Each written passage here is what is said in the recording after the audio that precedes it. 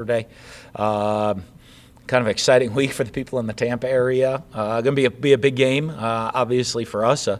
A fun game. Guys are going to know each other. A lot of Florida players on the roster, and the opportunity to when you get to play those in-state games, that's what happens. And obviously going to be going into a tough, hostile environment. Down in Tampa, and with the USF fans, I already seen their players come out saying, hey, this game's been circled for years for them. So obviously, be a big game for us and a big game environment. So we've got to have a great week of practice and take some big steps forward. Edgar. Yeah, hey Dan. How we doing? Doing fine. We're missing the Solheim Cup, man. Uh-oh, sorry. I'm just messing with you. The comment you made the other night about Anthony needing to learn the whole offense. Emory knows the whole offense. Mm-hmm. What's the typical timetable, and what's the kind of threshold for a guy in your experience to kind of get to that point where you trust him? Well, I don't though. I should say Anthony knows the offense. It's just getting the reps and the experience of the decision-making and making all of the reads and the checks within the offense. Go watch the film, and he made spectacular plays but missed some very, very simple checks within the game plan. So, it's just that comfort, and then that comfort of being able to execute it within a game. So, obviously, you can make that time work however you need to make it work sometimes, but it's the best when you get to let guys learn it the right way and build a really solid foundation. So you talked a couple of years ago, October of 19, I was looking it up, because it was after the Felipe injury, and you were kind of weighing how to use, and obviously Kyle took it and ran with it. But you were talking then about the whole Tebow Leak dynamic back in 06. Mm-hmm. Could you envision playing these guys off each other? I know that they played together, but could that become a thing, you think? Sure. We'll see. We'll see how this week game plays out. You understand the enthusiasm for Anthony after the other night, right? There's always enthusiasm for everybody, when they come in and he made some great plays. So, I was here in 06, and there was huge enthusiasm for Tim Tebow, and he played about, 6-7 plays a game. And of those 6-7 plays are a lot of enthusiasm. So, I've seen it before and understand it. Thank you, Dan. Yeah. Dave Waters.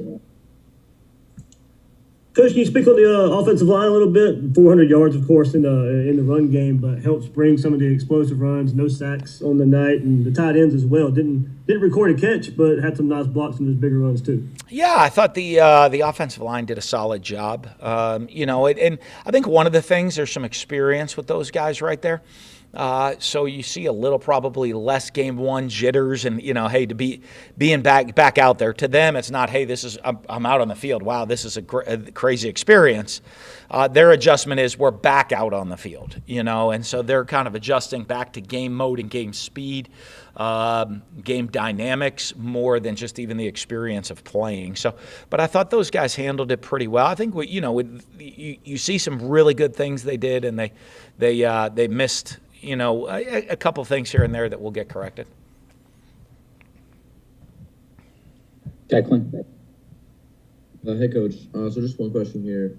So obviously Rick Wells, one of your leading receivers over the weekend. Even Malik Davis, a guy who's been on kind of the periphery the last couple of years, had a big game.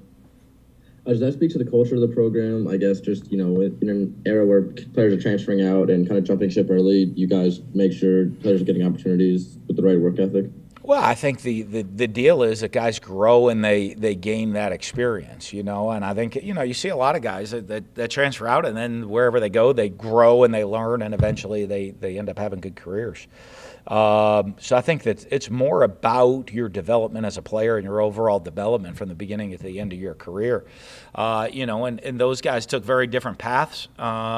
Malik's career obviously has hit speed bumps due to injuries, and that's kind of slowed him down during the course of his career. And Rick, just his was a lot more, development based, and but never I mean, the instrument to neither of them ever to be discouraged along the way, but to continue to, put their head down, grind, and keep working. And then it's always great to see people that do that, do things the right way to have success. Appreciate it, Coach. Thank you. Mm-hmm.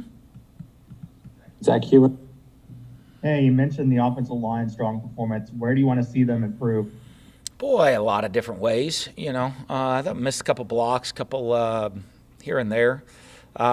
Just within the scheme, we could have made a couple better decisions within our scheme and what we were doing. That way, but it would be a big way to get those guys to continue. Not all of them graded out. Just more consistency of play would be important too. Ryan. Hey, Coach, what do you think of Avery Helm's performance and the other guys at the second cornerback position? Yeah, they good experience, both really. Avery and Jason getting in there a bunch. And Blade's coming in too. That's their first action playing in the swamp for those guys. So, I think overall they held up. And I think now they're going to be able to take a bigger step forward right there. Of now that kind of like, hey, I've been on the field, I've played in a game, I've played in front of 90,000 people or however many were here, and now I know what that's all about. Now I just get back to playing football. Thank you. Cassidy. Dan, wanted to go back to the two quarterback question again. Mm-hmm. When people talk about like the two quarterback system and being able to run it, they refer back to, of course, Leak and Tebow being one of the best examples of it. You saw it up close better than anybody. Is there is there a difference between like rotating a quarterback in for a series here and there versus a true two quarterback system? And if so, what made it work? How could you possibly replicate it now? Well, what you'd have to do, the real two quarterback system, you probably got to go ask the Coach Spurrier, when he was rolling them through by play in there. That to me is more of a two quarterback system. The other way we did it with Chris and Tim, we kind of had Tim had his package of plays that, he did really well, and it was kind of this group. Like, it wasn't like he was going in to run the same offense. He was going in to run a special package of plays when he was a freshman, and or when he was young and doing that with Chris. So it is kind of different in different deals. I guess there's a lot of different ways you can go about it. You can do the Coach Spurrier play where you rotate them by play. That, I guess, would be a real true two quarterback system. We did on Saturday, which is, development of the two quarterback system, which is, Anthony's never really played much in games. So to get him out there, to get him experience, kind of like we used to do with Emory, to throw him in. And then, but last year you had kind of more the other one where you'd have Emory would have maybe a couple of packages of plays that we'd put in for him for a game. So there's different ways you can do it. And then also, completely different subject. You're playing Saturday on September 11th. It's the 20th anniversary, of course, of September 11th, especially for yourself being from that area. What do you kind of remember about that day? And how do you relay its importance to a team of guys that some of them weren't even born when it happened? Yeah, I haven't thought about that within our team yet as much. You're kind of right now getting into the game part of it all. Getting the first game under our belt and getting ready for the second game. As I kind of get all that the pregame and all that stuff ready a little bit later in the week. Right now, you're kind of working on the plan a little bit more. But it is. I remember a lot about that day. That whole situation. I was coaching at Bowling Green, and we're sitting in there, and like someone said, hey, a plane crash in the World Trade Center. We're a game plan. We're supposed to play South Carolina that week. And, you're like being from living in New York for 4 years, you're like, something must have gone horribly wrong right there at LaGuardia Airport or something for that to happen. And, then you realize what was really going on, and it's kind of a very, very scary day. And, kind of canceled football for that week, had a huge impact on that season for us. In football aspect of things, but obviously, a bigger impact kind of on life, and it's, I think as as everybody remembers, it's changed a lot about the world. In those 20 years, it's changed an awful lot about the world, and how we carry ourselves on a daily basis. Thank you. Matt Baker. And quarterback thing real fast. How did they grade out compared to each other, Emory and Anthony? I don't have all the specifics. They were both okay. I mean, I kind of go down to when we have the meeting with them for me to go through some of the reads. If you go like how we do our grades, Anthony probably graded a little higher because he had explosive plays, so you get extra points for having the big explosive plays. But if I went pure without giving the bonus points in, probably very similar. Okay. And then on USF, you talked about a little bit last week with Florida Atlantic. You like playing these state games. Can you elaborate on that? Why are these important from your perspective? Well, I think for one, it's a pretty neat game for people in the state of Florida. Again, this might not have national implications right now, where I don't know that, besides the Gator Club of Seattle, everybody in Seattle's like can't wait to see. I'm sure there's high school players that are excited to watch the Gators play all over the country, but the general fan in Seattle's probably not all can't wait for this game to happen. But I think here in the state of Florida, this game's a big game. For a lot of the fans, and you're going down to the Tampa area, and for their fans to be able to come see that for players who's, both teams, their highest percentage of players are going to be from the state of Florida. Their families get to come see this game, and guys know each other from growing up, and seeing the two teams play. So I think that's what always makes it fun on these kind of when you can create little in-state rivalry games like this. I think it's good for the state. And then one last thing, as the SEC moves forward, I think everybody expects the league to go to 9 or 10 conference games when Texas and Oklahoma join. Are you concerned about the potential loss of these types of games, be it Florida Atlantic, USF, UCF? Yeah, I don't know. That's just. That's like a talk radio discussion right there. You can get on talk radio and discuss for hours what everybody should do in the future of college football. Fair, thanks. Zach, up over. Hey, Dan, we've talked about before how Anthony Richardson can basically jump out the gym, and I saw you guys try to have him do that on that Hail Mary. Yeah. Can you talk about the thought process behind that? Just I know you lined up at a bunch of different spots Saturday. Well, I think one of those, last year that was like Kyle Pitts' position, where you kind of have a point guy that can, go up and get a rebound, right? And you're just throwing the ball on a Hail Mary into the end zone. And so, when you look at if we went on the basketball court, he's going to be our best power forward. So that's the guy you kind of want to put at that spot right there to go try to jump up and make the play. So, it's something we came up with in training camp to put him in that position. And, again, it's just one of those, how are we utilizing the personnel on our field, on our team as much as possible. And then secondly, I know Andrew Chatfield announced something on last week, but what's his status right now? Is he still practicing with you guys? Yeah, he played in the game on Saturday. Okay. So is his future, I guess, still to be determined, or are you guys hoping to keep him here? That would be to him, I guess, more than us. But you're not. There's nowhere to go right now. So he's still here with the team.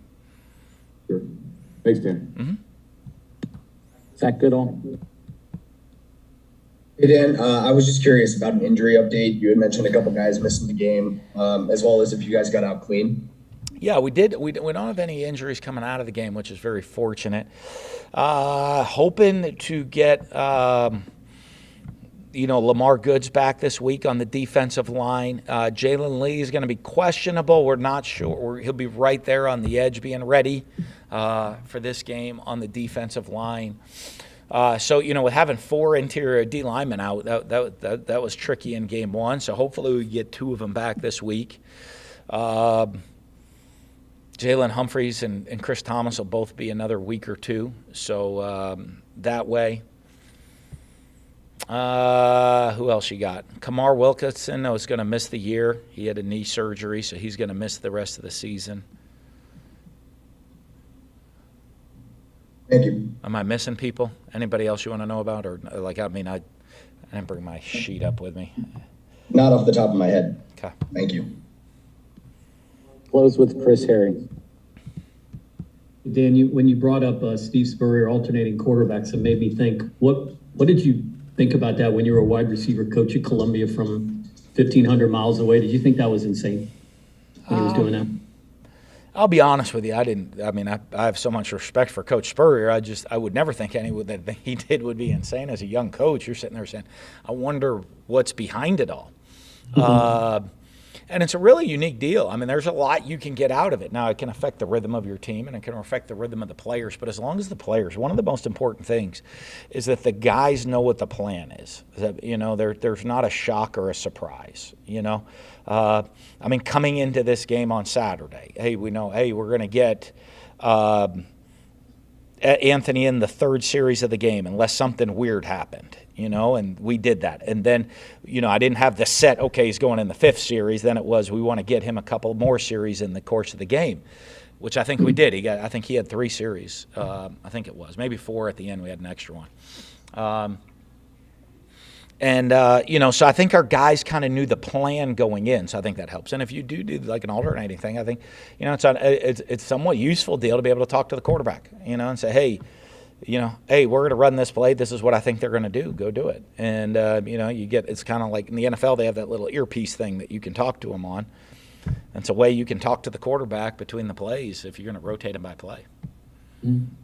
Lastly, when you're playing an opponent that got beat 45-0 last week, is that a tough sell at all? Or do you talk more about opportunity? You only get to play so many times. You're going to an NFL stadium to play, that kind of thing. Well, you talk about it all. Now, they played a very, very good team in NC State, a team that's, might be one of the best teams in their conference last week. So, I mean, I think you got to see that. And obviously, and then you read, the stuff in the paper, this is like the biggest game they've had there, and their players have been circling in it for years. And so, you look at that of it's going to be a different type of team that we see this week maybe than we saw from them last week. Hey, thank you very much. You're welcome. Thanks, Coach. Thank you, guys. Have a great week. See y'all soon. Thank you.